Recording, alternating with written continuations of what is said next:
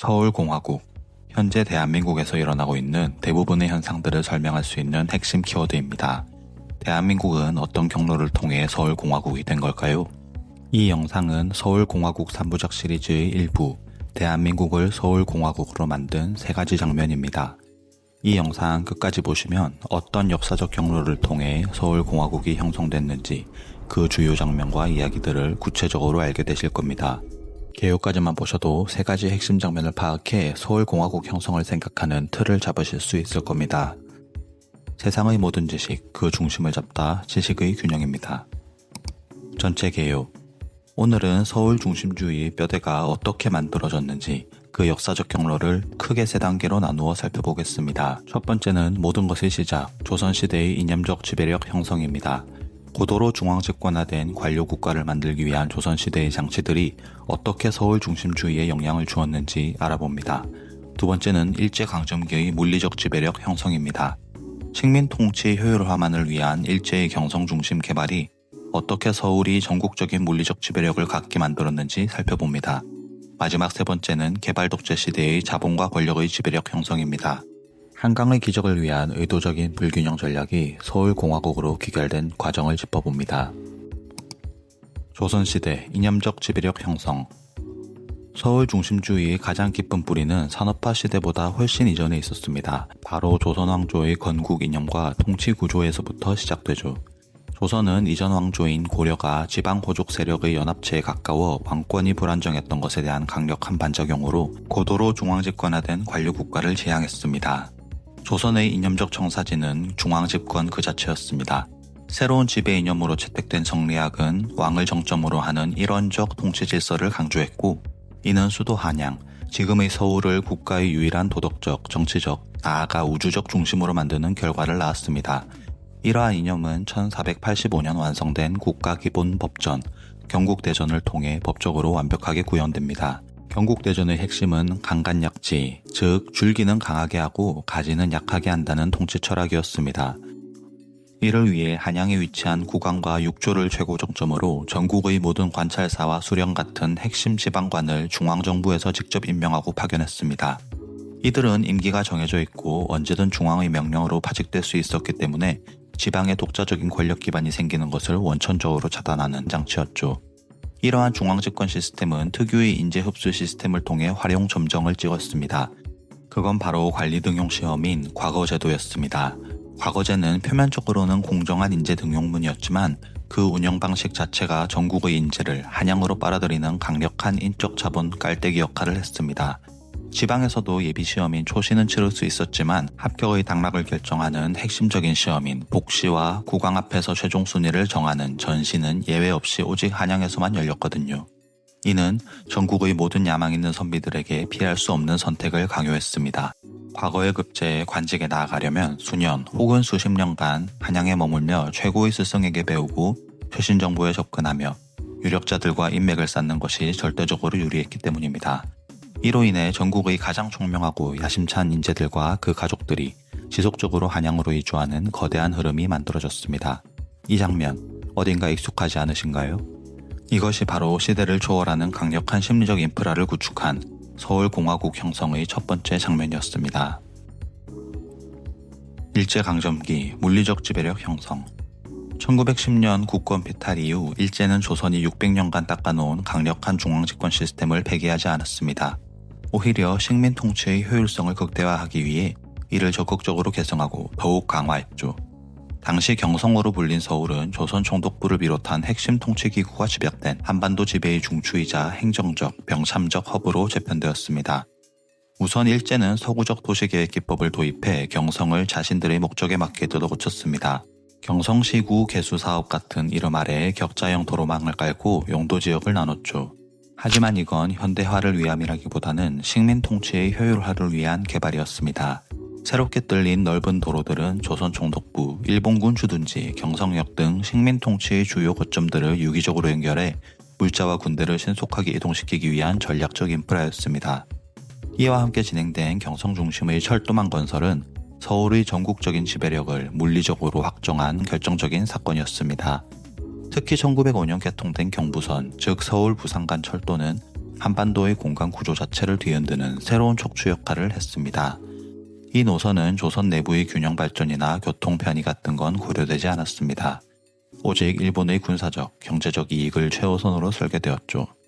일본 본토와 가장 가까운 항구인 부산을 식민 수도인 경성과 연결하고 나아가 만주 대륙 침략의 발판으로 삼기 위한 전략적 선택이었습니다. 철도의 등장은 국가 경제 지형도를 완전히 새로 그렸습니다. 과거 영남대로 같은 전통적인 교통망 위에 있던 도시들은 급격히 쇠퇴했습니다. 대표적으로 충청 가명 소재지였던 공주는 경부선 철도가 비껴가면서 도시 발전의 동력을 잃고 오랜 침체에 빠졌죠. 반대로 허허벌판이었던 대전은 철도가 지나간다는 이유 하나만으로 새로운 교통과 상업의 중심지로 떠올랐습니다. 결국 전국의 모든 주요 물자와 자원의 흐름은 경부선이라는 단일축으로 강제적으로 수렴됐습니다. 과거의 다극적 교역망은 파괴되고 모든 것이 경성을 거쳐가는 극단적인 선형 구조로 개편된 것입니다. 철도는 조선의 쌀과 자원을 일본으로 실어 나르는 수탈의 동맥이었으며 그 모든 흐름을 통제하는 심장은 경성이었습니다. 이로써 서울 중심의 공간 구조는 조선시대의 이념적 토대 위에 되돌리기 어려운 물리적 경로를 갖게 되었습니다. 개발 독재, 자본과 권력의 지배력 형성, 해방과 한국전쟁의 폐허 위에서 1961년 집권한 박정희 정권은 조국 근대화를 최우선 과제로 내걸었습니다. 이 시기 추진된 강력한 국가 주도의 경제정책은 한강의 기적을 이뤄냈지만 오늘날의 수도권 초집중 현상을 결정적으로 심화시키는 방아쇠가 되었습니다. 핵심 전략은 선택과 집중이었습니다. 절대적으로 부족했던 자본과 자원을 전국에 고르게 분배하는 대신 성공 가능성이 가장 높은 특정 지역과 산업에 모든 역량을 쏟아붓는 거점 개발 혹은 불균형 전략을 선택한 것이죠. 이 전략의 최대 수혜지는 단연 서울과 인천을 잇는 경인 지역이었습니다. 식민지 시기부터 인프라가 갖춰 있었고 풍부한 노동력과 중앙정부 기능이 밀집해 있었기 때문입니다. 국가의 명운을 건 수출 주도형 공업화 전략은 필연적으로 경인공업지대에 투자를 집중시키는 결과를 낳았습니다.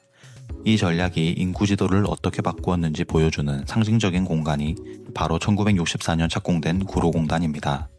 처음에는 제1교포의 자본 유치가 목적이었으나 곧 가발, 섬유, 봉제, 전자제품 조립 등 값싼 노동력을 활용한 노동집약적 경공업 제품의 수출 전진기지로 변모했습니다.